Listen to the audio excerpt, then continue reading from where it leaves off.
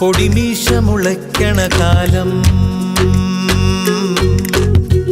ഇടനെഞ്ചില് ബാൻഡടി മേളം. പൊടിമീശ മുളയ്ക്കണ കാലം, ഇടനെഞ്ചില് ബാൻഡടി മേളം.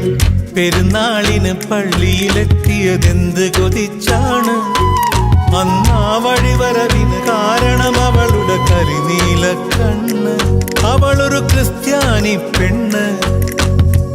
പൊടിമീശ മുളയ്ക്കണ കാലം, ഇടനെഞ്ചില് ബാൻഡടി മേളം.